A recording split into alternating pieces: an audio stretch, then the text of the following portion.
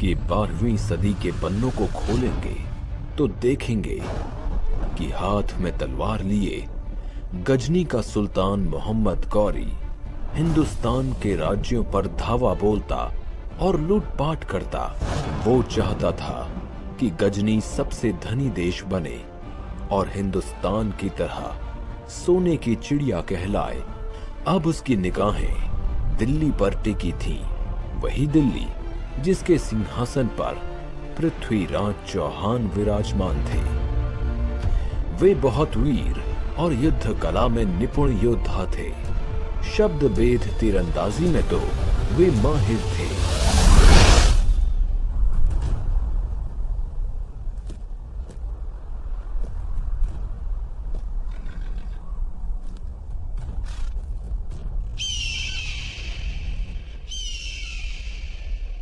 हमने बड़े से बड़े राज्यों को जीता है, लेकिन जितना खजाना दिल्ली में है उतना कहीं और नहीं।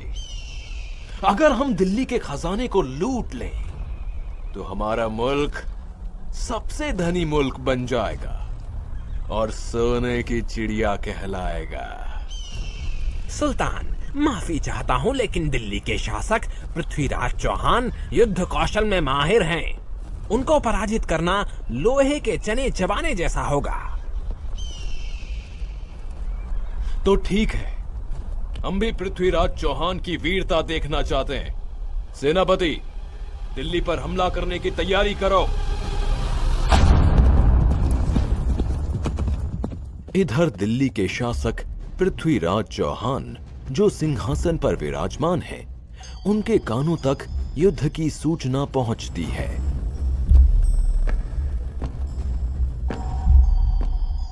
महाराज की जय हो। अभी अभी सूचना मिली है कि गजनी का सुल्तान मोहम्मद गौरी दिल्ली पर आक्रमण करने की तैयारी में है। पृथ्वीराज चौहान इतना कमजोर नहीं कि मोहम्मद गौरी जैसे तुच्छ लुटेरे से भयभीत हो जाए। हम राजपूत हैं, राजपूत। हम किसी के आक्रमण से नहीं डरते। करने दो हमला।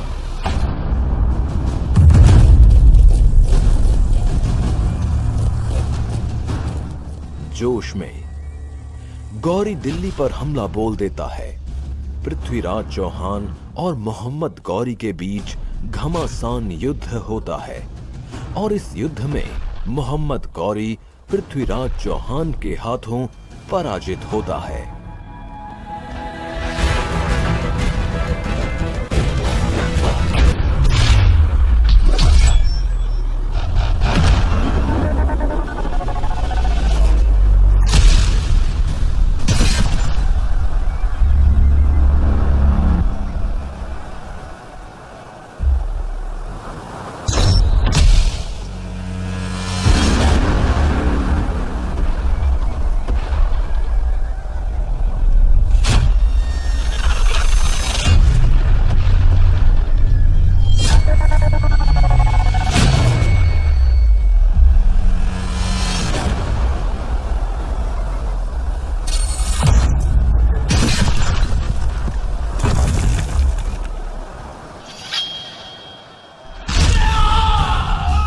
अब बंदी बना गौरी पृथ्वीराज चौहान के सामने सिर झुकाए माफी की भीख मांगता है।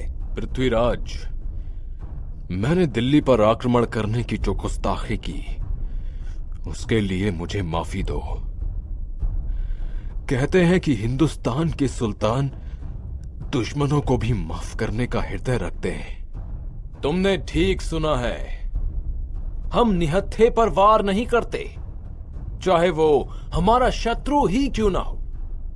हम तुम्हें भी माफ कर सकते हैं, लेकिन तुम्हें वचन देना होगा कि दोबारा आंख उठाकर भी भारतवर्ष की तरफ नहीं देखोगे। खुदा की कसम सुल्तान, खुदा की कसम, मैं भारत को कभी हानि नहीं पहुंचाऊंगा। महाराज, वैसे तो मैं राजकवि हूं, फिर भी मुझे लगता है कि गौरी को क्षमा नहीं बल्कि मृत्यु दंड देना चाहिए। मृत्यु दंड। चंद्र बरदाई, आप राजकवि के साथ साथ हमारे मित्र भी हैं। हम आपके सुझाव का सम्मान करते हैं, लेकिन अपनी गलती सुधारने के लिए हर किसी को एक मौका तो मिलना ही चाहिए। इस तरह क्षमा दान पाकर मोहम्मद गौरी गजनी वापस लौट आता है, लेकिन वो अब भी अपनी हरकतों से बाज नहीं आता। वो दिल्ली के खजाने को पाने के लिए षड्यंत्र पर षड्यंत्र रचता रहता है। पृथ्वीराज चौहान से ईर्ष्या करने वाले सिर्फ मोहम्मद गौरी जैसे विदेशी मुल्क के सुल्तान ही नहीं, बल्कि हिंदुस्तान के राज्यों के सम्राट भी थे। कन्नौज के राजा जयचंद पृथ्वीराज की ख्याति देखकर उनसे ईर्ष्या करते और उनका अपमान करने का अवसर ढूंढते रहते थे। हम चाहते हैं कि हम अपनी पुत्री संयोगिता के स्वयंवर का आयोजन करें। उस स्वयंवर में पृथ्वीराज चौहान को छोड़कर भारत के सभी सम्राटों को निमंत्रण दिया जाए। जब संयोगिता को इस बारे में पता चलता है तो वे अपने पिता के पास जाती है। पिताश्री, मैं दिल्ली के शासक पृथ्वीराज चौहान को अपना वर मान चुकी हूँ, अतः उन्हें स्वयंवर में आमंत्रित करना होगा। असंभव, ऐसा कभी नहीं हो सकता, कभी नहीं। मैं अपने शत्रु के साथ तुम्हारा विवाह कभी स्वीकार नहीं करूंगा। पिता से अस्वीकृति मिलने पर संयोगिता ने गुप्तवश सखी के पति के हाथों पृथ्वीराज चौहान को प्रेम प्रस्ताव के साथ स्वयंवर में आने का निमंत्रण पत्र भिजवा दिया। महाराज की जय हो। कन्नौज की राजकुमारी संयोगिता ने अपने स्वयंवर हेतु आपको निमंत्रण पत्र भेजा है। जाकर राजकुमारी संयोगिता को सूचित कर दो कि हम अवश्य आएंगे। इधर स्वयंवर की धूमधाम से तैयारी हो रही है। इस स्वयंवर में पृथ्वीराज चौहान का एक पुतला बनाकर द्वार पर खड़ा कर दो, ताकि सब जान सके कि पृथ्वीराज चौहान हमारा द्वारपाल है।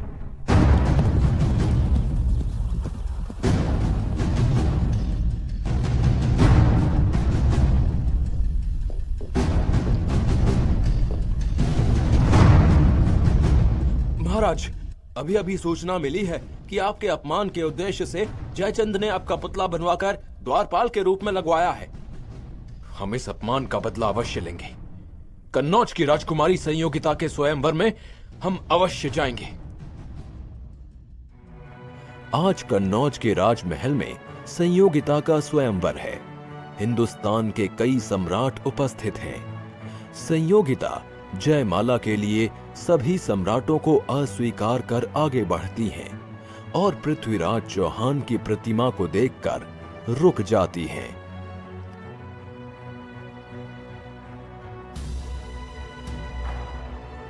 ये प्रतिमा तो मेरे पृथ्वीराज चौहान की है, जिन्हें मैं अपने वर के रूप में स्वीकार कर चुकी हूँ।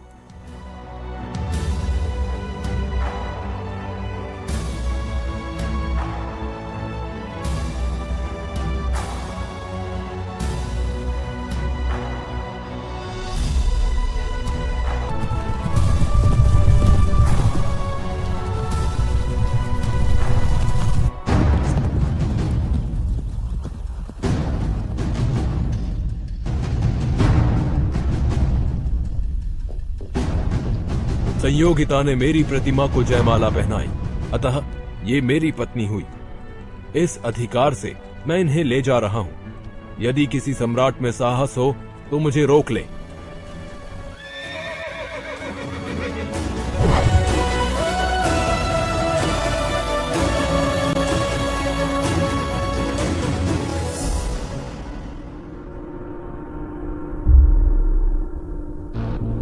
पृथ्वीराज चौहान ने भरी सभा में हमारा अपमान करके अच्छा नहीं किया। इस अपमान का बदला हम बड़ी से बड़ी कीमत चुकाकर भी लेंगे। क्षमा करें महाराज, लेकिन हम अकेले पृथ्वीराज चौहान का सामना नहीं कर सकते। एक ऐसा व्यक्ति है जो हमारी सहायता कर सकता है। वो है गजनी का सुल्तान मोहम्मद गौरी। मैं गौरी के साथ संधि कर पृथ्वीराज चौहान को नष्ट कर दूंगा और दिल्ली का शासक बन जाऊंगा। मंत्री जी, शीघ्र ही हमारा संधि का प्रस्ताव गौरी तक पहुंचाइए। संधि प्रस्ताव लेकर जयचंद का दूत गजनी के सुल्तान मोहम्मद गौरी के पास जाता है।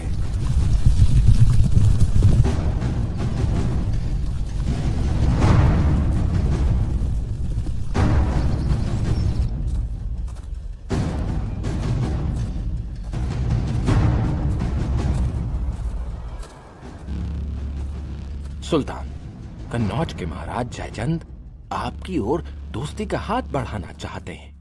आप पृथ्वीराज चौहान पर आक्रमण करें। हमारी सेना आपके साथ है, सारी दौलत आपकी होगी और दिल्ली का सिंहासन महाराज जयचंद का।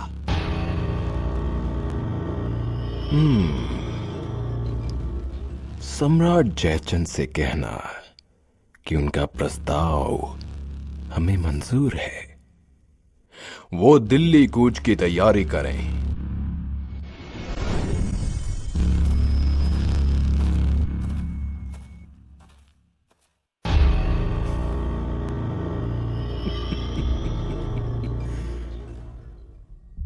चाहे कोई कितना ही बलवान क्यों ना हो, फूट इंसान को कमजोर बना देती है।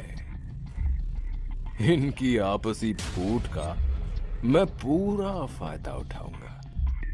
पृथ्वीराज को पराजित कर दिल्ली की सारी दौलत मेरी हो जाएगी, मेरी। अब गजनी सोने की चिड़िया कहलाएगा।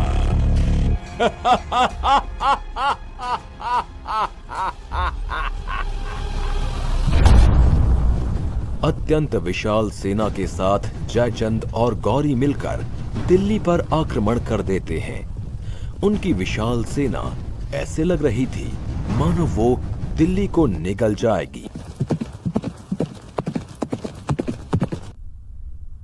महाराज, सूचना मिली है कि कन्नौज के राजा जयचंद से संधि कर गौरी ने दिल्ली पर हमला बोल दिया है। क्या? जयचंद ने गौरी से संधि कर ली? हम बहुत के दुश्मन को तो एक बार माफ कर सकते हैं, लेकिन देशद्रोही को नहीं। सैनिकों, युद्ध के लिए तैयार हो जाओ।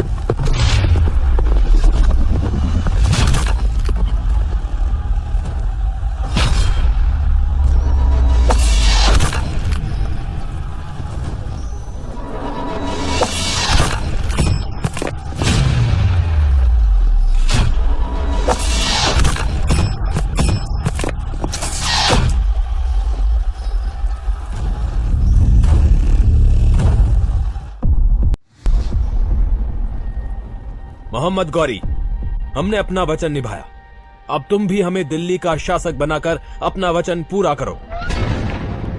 जयचंद, तुम्हारी सहायता के बिना तो पृथ्वीराज चौहान को हराना संभव ही नहीं था। तुम्हें तो जरूर इनाम दिया जाएगा। सैनिकों, इस गद्दार जयचंद को बंदी बना लो।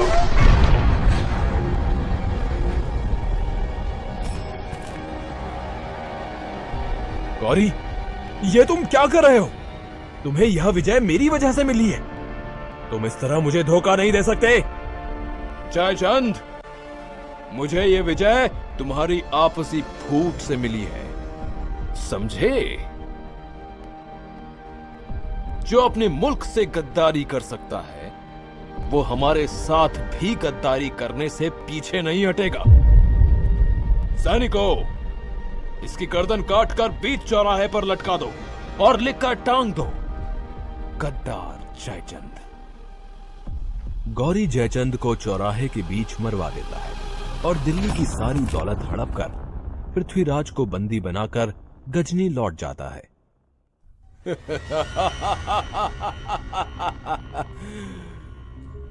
दिल्ली का सम्राट पृथ्वीराज चौहान आज हमारे सामने जंजीरों में जकड़ा बंदी बनकर खड़ा है।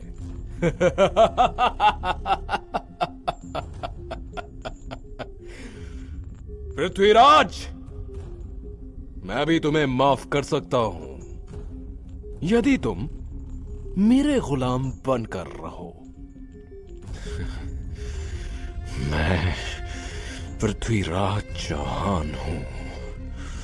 गुलाम बनकर रहने से तो अच्छा है कि मैं मृत्यु को प्राप्त हो जाऊं। दुष्ट, तू बंदी बना खड़ा है, फिर भी हमें आंखें दिखाता है। अपनी ये घूरती निगाहों को नीचे कर। गौरी, क्या तू जानता नहीं कि हम एक राजपूत हैं और एक राजपूत की आंखें मौत के बाद ही नीचे होती हैं। सैनिकों, जिन आंखों से ये हमें घूर रहा है, उन आंखों को गरम सलाखों से फोड़ दो।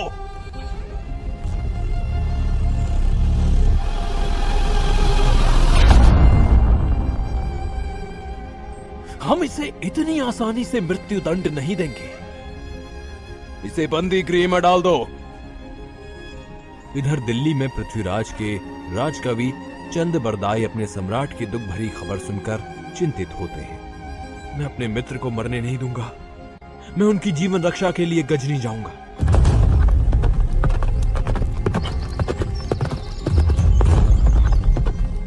मोहम्मद गौरी, तुमने सम्राट पृथ्वीराज को बंदी बनाकर उनकी आंखें फोड़ दी। क्या तुम भूल गए कि इसी पृथ्वीराज ने तुम्हें 16 बार माफी की भीख दी थी? भीख। सैनिकों, बंदी बनाकर इसे भी इसके मित्र के साथ बंदी गृह में डाल दो।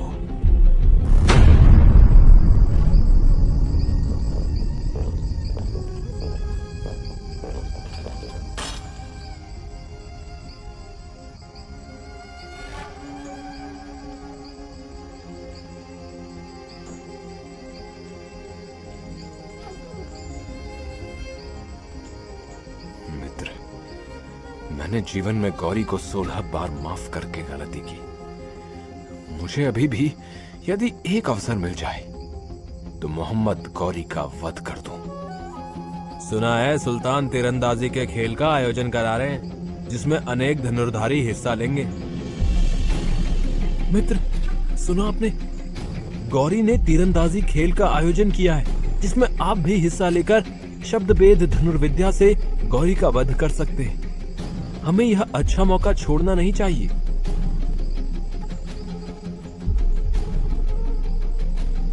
चंद्र बरदाई, क्या तुम भूल गए हो कि हमारी आंखें फोड़ दी गई है? अतः ऐसे में तीरंदाजी कैसे संभव है? महाराज, आप बस देखते जाइए। सिपाही, हम सुल्तान से तीरंदाजी खेल के सिलसिले में कुछ कहना चाहते हैं। मेरा ये संदेश शीघ्र सुल्तान तक पहुंचाओ। गौरी की अनुमति पाकर चंद बरदाई को दरबार में पेश किया जाता है। सुल्तान, आपने जो तीरंदाजी के खेल का आयोजन किया है उसमें मेरे मित्र पृथ्वीराज चौहान भी हिस्सा लेना चाहते हैं।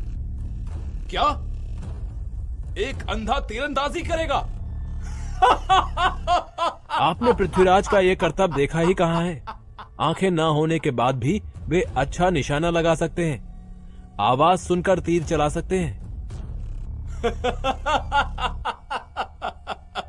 असंभव, असंभव। आप अवसर देकर स्वयं देख लीजिए। ठीक है, उसकी मौत से पहले उसका ये हुनर भी देख लेंगे। और यदि पृथ्वीराज चौहान का निशाना चूक गया तो उसके साथ तुम्हें भी मौत की सजा मिलेगी, समझे? मुझे मंजूर है। गौरी को परास्त करने का आपको एक सुनहरा अवसर मिला है। आप शब्दभेद कला में निपुण हैं। इस खेल में आप तवे पर बाण न चलाकर गौरी पर बाण चला देना। लेकिन मुझे पता कैसे चलेगा कि गौरी कहाँ बैठा है? दोहे के द्वारा मैं बताऊंगा कि गौरी कहाँ बैठा है और आप मेरे शब्दों के आधार पर गौरी पर तीर चला देना। इस तरह योजना बनाकर पृथ्वीराज के साथ चंदर बरदाई तीरंदाजी के खेल में उपस्थित होते हैं। सुल्तान, तवे से निकली आवाज सुनकर पृथ्वीराज उस तवे पर तीर चलाएंगे। लेकिन सुल्तान, आपको 3 बार हुक्म देना होगा, तभी मेरे मित्र तीर चलाएंगे। तीर चलाओ पृथ्वीराज चौहान। हे पृथ्वीराज, कमान बांध, है अंतिम अवसर यही।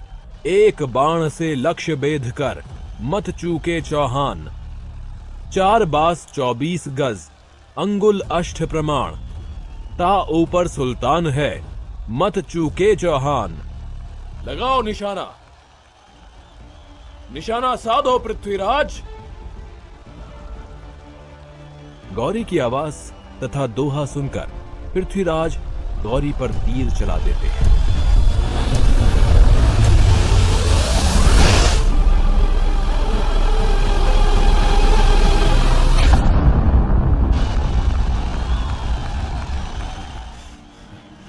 मैंने अपने अपमान का बदला ले लिया चंद्र बरदाई, मैंने अपने अपमान का बदला ले लिया।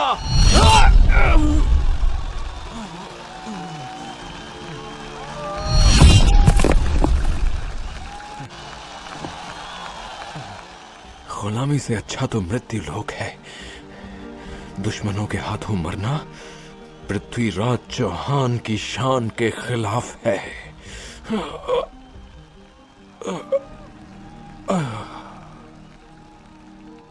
पृथ्वीराज चौहान और चंद बरदाई ने योजना बनाई थी कि गौरी को मारने के बाद अपने स्वाभिमान की रक्षा हेतु हम अपने प्राण त्याग देंगे। अतः दोनों ने एक दूसरे का वध कर दिया।